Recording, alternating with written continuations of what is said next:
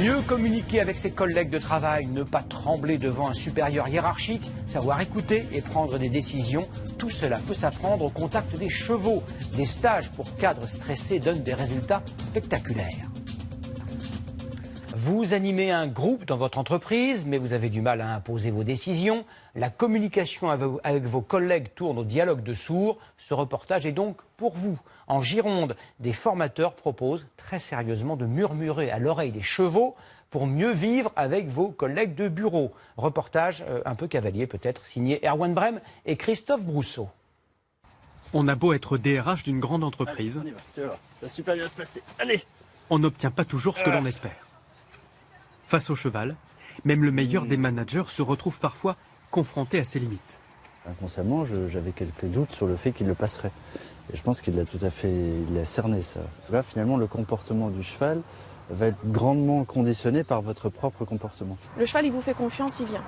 Donc si vous n'êtes pas un leader au fond de vous qui est sûr de lui, le cheval ne peut pas vous faire confiance. Connaître ses faiblesses, ses forces grâce aux chevaux et les faire évoluer. L'objectif de ce stage de management, suivi par des responsables d'entreprise. Anne Cantero est directrice d'agence avec une certaine idée de sa personnalité. Très exigeante, donc parfois un peu directive. Voilà, donc peut-être mettre un petit peu plus de souplesse. Ouais. Premier objectif, la mettre en mouvement, c'est parti. En quelques instants, c'est le cheval qui va jauger son stagiaire. Le cheval est un vrai scanner. Il a détecté, dès qu'elle est entrée dans le rond, la moindre de ses émotions. Moi, en lisant sur le langage corporel du cheval, je sais tout ça. Vous remarquerez que Anne a le regard constamment centré sur la jument. Elle a des difficultés à se détacher et donc elle est dans la surveillance. Baissez les épaules, soufflez, regardez-moi. Elle commence à baisser l'encolure, ça va mieux. Parce que, comment se sentait-elle à votre avis, juste avant? Stressée? Très stressée. Le cheval est un miroir. Il ne dissimule pas, lui, ce qu'il perçoit chez l'être humain.